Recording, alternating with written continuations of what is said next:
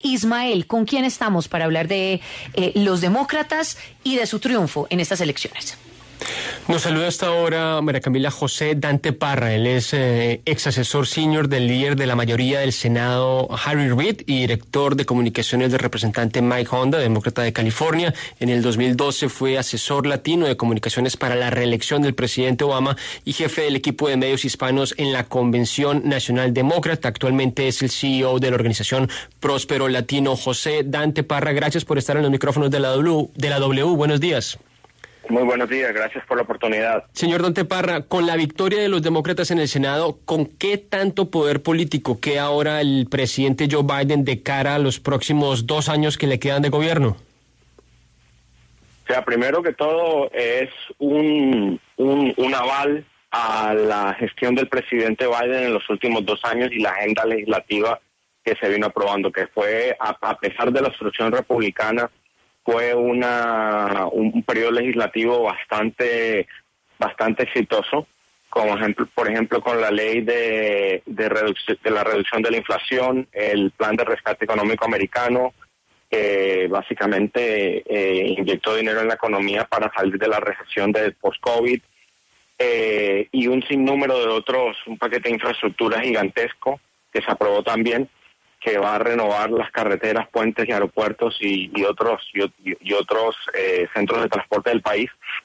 Todo eso el pueblo estadounidense lo apoyó, a diferencia de lo que venían diciendo los republicanos, a pesar de que los demócratas estaban enfrentando un clima muy, muy difícil políticamente a raíz de la inflación global que estamos viviendo en estos momentos y que normalmente el partido que controla la Casa Blanca en la primera elección de mitad de periodo pierde escaños.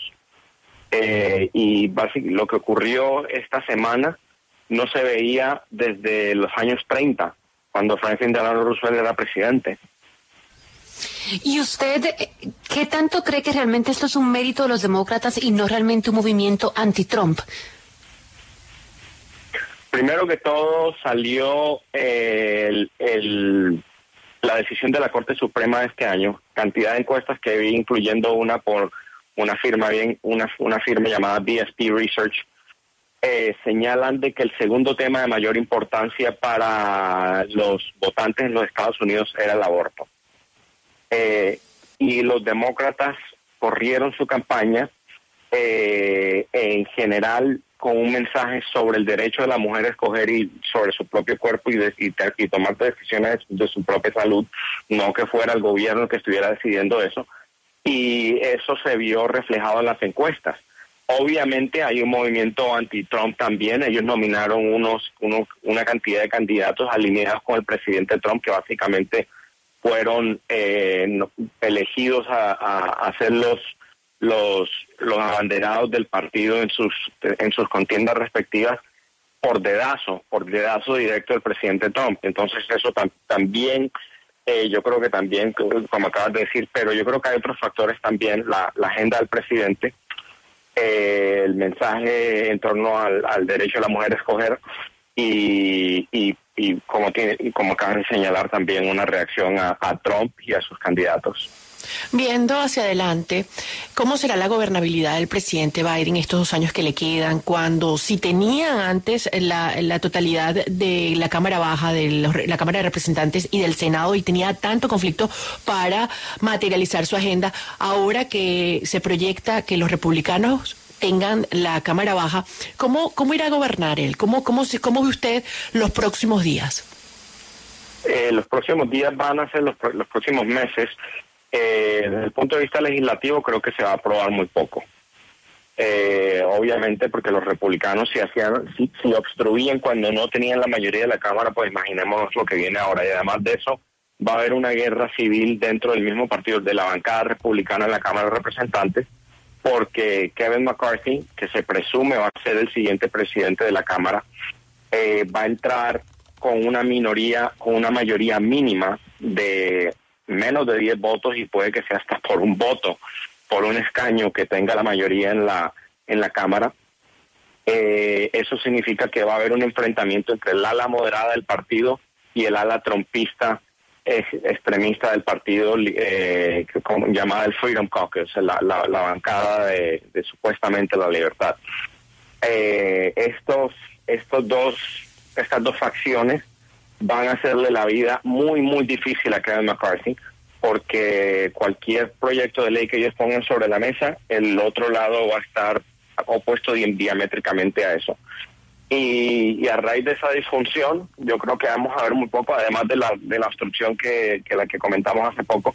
Así que creo que el presidente Biden, a final de cuentas, va a tener que regir el país a través de promulgaciones ejecutivas, y un tema muy importante que todavía se puede seguir logrando es la confirmación de jueces, que como hemos visto, los jueces pueden empantanar y hasta derrumbar la agenda de un presidente. Entonces yo creo que la nominación de jueces va a ser muy, muy importante, ya que la bancada judicial tomó un giro bastante hacia la derecha bajo el mandato del presidente Trump. La importancia del voto hispano, el voto latino, ¿qué tanto influyó en estas elecciones de mitad de término? Un voto extremadamente importante. Para muestra un botón, el caso de Nevada este fin de semana. En ese estado casi 1 de cada 5 votantes es latino. Y 2/3 de esos votantes salieron a votar por Catherine Cortés Masto, y estamos viendo una elección que todavía se están contando, pero cuando por fin el conteo cese, vamos a ver una victoria por unos miles de votos. No estamos hablando de mucho, por debajo de un punto de un 1%. La diferencia va a ser entre Adam Laxalt y Catherine Cortés Masto, la ganadora. Y eso se debe en gran parte a la comunidad latina, que salió a votar decididamente demócrata, 2-1 por cada votante republicano había 2 votantes demócratas dentro de la comunidad latina. Así que yo creo que eso ha sido muy, muy importante, y también lo vamos a ver en la contienda de Georgia, donde básicamente hay un empate técnico entre Herschel Walker y el senador reverendo Raphael Warnock, donde hay una comunidad pequeña todavía, creo que son unos 350,000 más o menos, pero cada voto cuenta, cada voto suma, y va a ser muy importante. En Pensilvania, la comunidad puertorriqueña de Filadelfia fue clave en la victoria de John Fetterman, y también John Fetterman llevó un mensaje pro inmigrante, ya que está casado con una inmigrante brasilera quien fue indocumentada, y que ayudó con otros votantes fuera de la comunidad puertorriqueña. Así que ha sido clave, y esta tendencia va a continuar en las próximas décadas. Cada año 1 millón de latinos cumple los 18 años y se vuelve elegible para votar. Estamos hablando de una fuerza electoral muy, muy respetable. Hablando del conflicto al interno del Partido Republicano, usted decía que que se va a desatar hasta una guerra civil al interno. Hay posiciones en cuanto a lo que pasó en estas elecciones, y el gran perdedor, señalan muchos, es el expresidente Donald Trump. Se dice que el partido está dividido, que está uno viendo hacia otro lado de cara a las elecciones presidenciales para el 2024, para que no sea Trump el candidato, y hay otros que dicen que se va a afianzar este radicalismo trumpista y que puede que crezca estos negacionistas de los resultados de 2020. ¿Qué opina usted? Bueno, los negacionistas del 2020 perdieron contundentemente. Se lanzaron cinco candidatos a secretario de Estado para diferentes estados, incluyendo Nevada, Wisconsin, por ejemplo, que son estados clave para una elección presidencial. El secretario de Estado es la persona que supervisa, que controla, dirige el proceso electoral en cada estado. Aquí en Estados Unidos, cada estado es responsable por el proceso electoral. No es como en Colombia de que es a nivel nacional. Y estos secretarios de Estado tienen un poder bastante grande a la hora de decidir cuál voto cuenta, el voto de quién va a contar. Entonces, eso, el hecho de que estas personas hayan perdido, eso es un regaño bien fuerte por parte del electorado al Partido Republicano por su trumpismo. Pero lo que vamos a ver es por ejemplo, Ron DeSantis, que se dice que es la alternativa al presidente Trump, en realidad es una alternativa más pulida que Trump, pero los ideales y las posiciones políticas son las mismas. Supongamos los dos son seguidos decididamente por grupos supremacistas blancos que los apoyan, y lo hemos reflejado en políticas como cancelar, por ejemplo, un escaño que era de los afroamericanos, que representaba a los afroamericanos en la Florida, como tratar de borrar la historia de la esclavitud de los libros de historia de los Estados Unidos.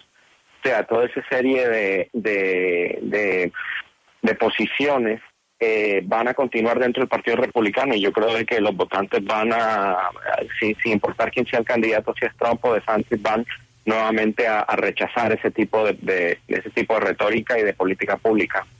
Pues ahí está, es José Dante Parra, ex asesor senior demócrata para el líder de la mayoría del Senado de los Estados Unidos, estratega demócrata y CEO de la organización Próspero Latino. Muchísimas gracias por estar esta mañana en los micrófonos de la W.